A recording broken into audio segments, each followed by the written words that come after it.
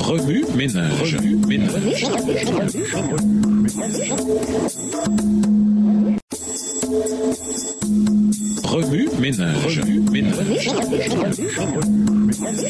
Bienvenue dans votre émission. Remue ménage. Nous voilà à la leçon 5. Vaincre les forteresses. Lisons 2 Corinthiens 10, les versets 3 à 5. 2 Corinthiens 10, les versets 3 à 5. Si nous marchons dans la chair, nous ne combattrons pas selon la chair. Car les armes avec lesquelles nous combattrons ne sont pas charnelles, mais elles sont puissantes par la vertu de Dieu pour renverser des forteresses. Nous renverserons les raisonnements et toute hauteur qui s'élève contre la connaissance de Dieu, et nous amenons toute pensée captive à l'obéissance de Christ. Introduire un esprit débordé. La nuit, le sommeil me fuit parfois. Je n'arrive pas à fermer l'œil. Mon esprit est envahi de pensées qui ne veulent pas s'arrêter. Je pense au sermon que je vais prêcher, aux factures qu'il faut payer, aux désaccords que j'ai eus avec le voisin d'en bas de la rue, à ce que je vais prendre pour le petit déjeuner. Et stop! Qu'est-ce qui m'arrive? Pourquoi est-ce que j'ai tant de mal à arrêter ces pensées qui se bousculent dans ma tête? J'ai besoin de dormir, moi. D'autres fois, mon esprit est submergé lorsque je fais une tâche ordinaire comme conduire, ou lorsque quelqu'un dit quelque chose qui réveille un souvenir du passé, et je me retrouve incapable d'arrêter de penser à ces choses-là non plus. Ce qui contrôle l'esprit nous contrôle, et ce qui nous contrôle détermine notre comportement et notre vie. Les pensées mènent aux actes.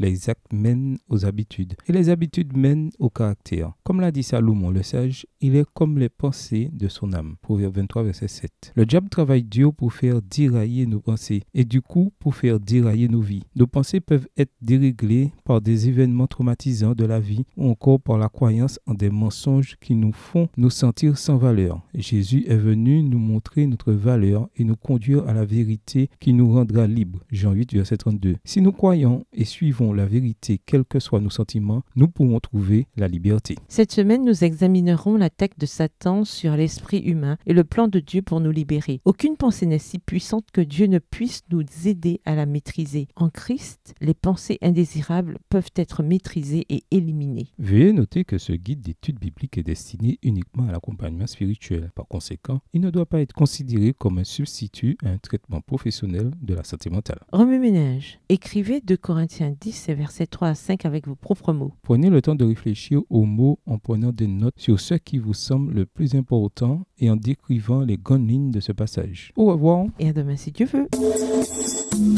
Remue ménage.